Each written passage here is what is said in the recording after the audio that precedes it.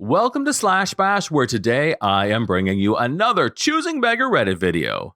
In our first story, our neighbor thinks that now we always have to pay for their garbage. Let's jump right in. I actually commented on a post similar to this and was told it should be a Choosing Beggar story in itself. This is my first time posting in this sub. I've always been grateful I never had stories to share until this happened. This all took place yesterday morning. We've been renovating our entire downstairs for the better part of 4 months. My husband has been working on it night and weekends. He's a plumber and has a great working relationship with someone who hauls junk for a living and often cleans up his work sites. He does really well for himself as a young man. We pay him once a week to come and haul all the debris from the renovation. When we have a smaller load, we ask our neighbors if they have big things they need to throw out to make it worth his time. We don't even ask for money, we're just being neighborly. Well, we literally finished the floors yesterday. We had him come pick up the last load of junk. It wasn't big, so we again asked neighbors if they had anything to add to the pile, as this would be the last trip. Everyone said no. My husband left for work this morning to find 2 lazy boys, a microwave, and 6 huge bags on our lawn. We were both like, what the flip? So at 7:30 a.m., my husband knocked on doors to find out who it belonged to. It was our next door neighbor. She told us she had nothing to dump the previous day. She then said she had called her brother to see if he had anything to dump and to drop it off at our house. This wasn't part of the deal. I told her yesterday was the last load and her brother needs to grab his stuff immediately. She told me he was moving and can't get back over here, so can we have our guy pick this load up today? I said yes, but also gave her the price. She looked at me like I was nuts because we've never asked for money before. I explained we were simply being neighborly. We had someone coming to get our trash. Since it wasn't a full load, we asked if anyone had more to add. Now that we're done, he won't be coming over anymore. She said they can't afford to pay for him to make the trip. My husband and son moved all the stuff to her garage, gave her the guy's number, and told her to figure it out. I've been getting texts all morning about her sob story because now she can't park in her garage. Not my problem. We asked her, not her brother, who we don't even know. I'm still shocked she had the audacity to have her brother dump stuff on our lawn. My husband said he'd just pay, but I'm adamant that he doesn't. So flipping rude. Here's the aftermath. When my husband came home, she walked straight over to give him a sob story about how her brother moved to Arizona because he couldn't afford California anymore. I totally understand. He reached out to the junk man. I'm not being disrespectful, it's what he calls himself in his company. And he's picking the load up today after he leaves one of my husband's job sites.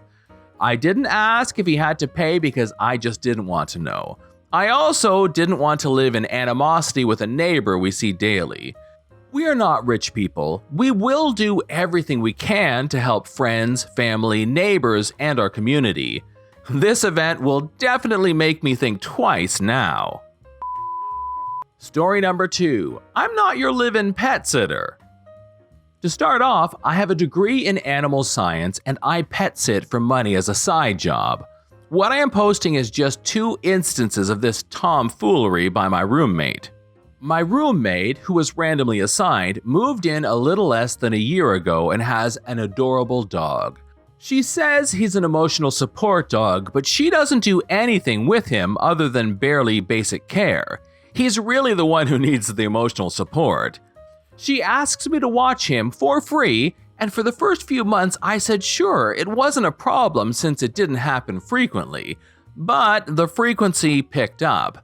Then I started realizing that her dog wasn't trained at all.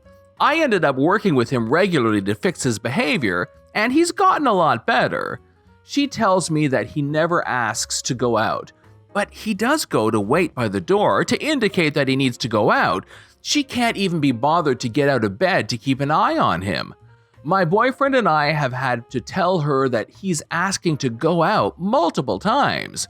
I've tried to give her pointers on how to keep his training consistent, but she never works with him.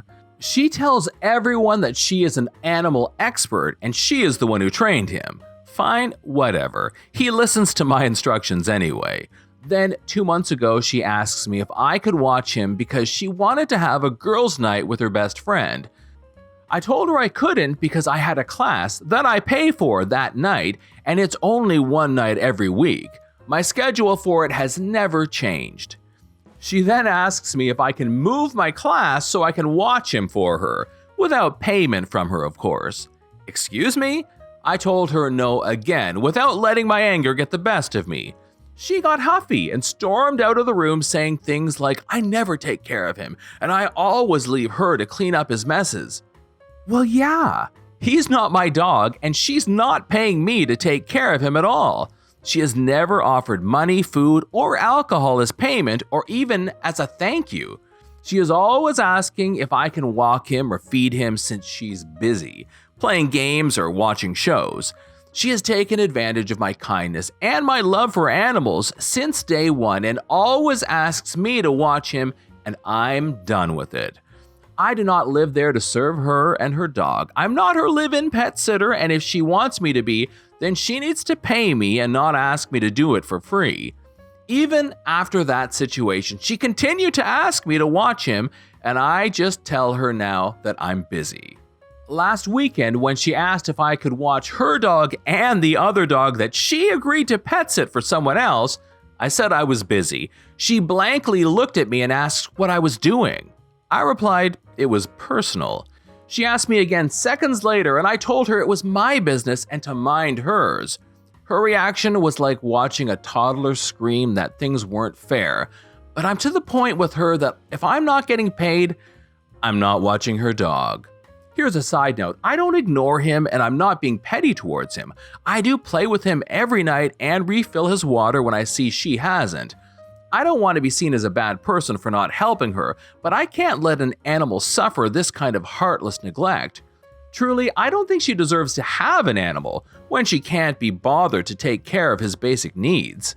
There are so many other instances of her trying to push her responsibilities on me, but these are the ones that make me the most angry because she's not the one who is being neglected. Her poor dog is.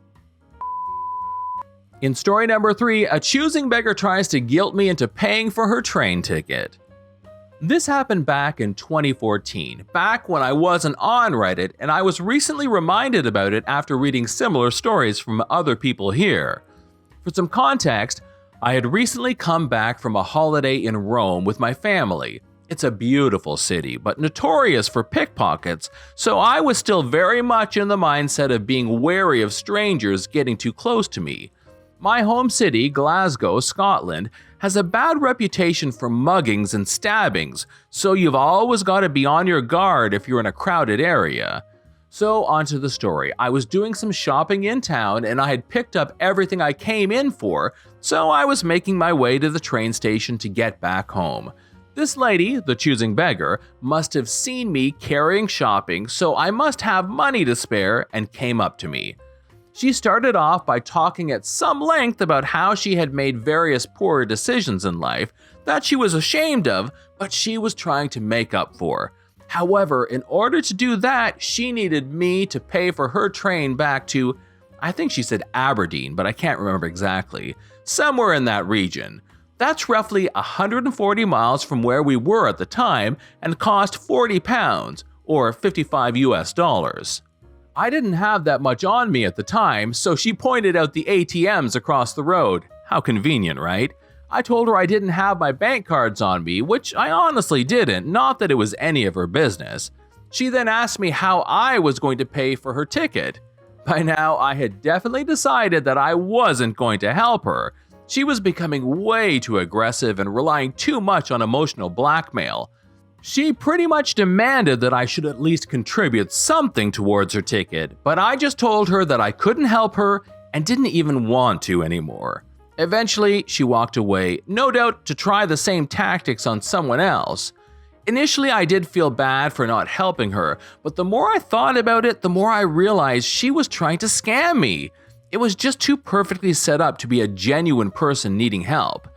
It's people like her that make you less inclined to help people that actually need it. This is John from Slash Bash. Thanks for watching. If you've enjoyed the video and want to be the first to know when the next one drops, subscribe and make sure you click on the notifications bell.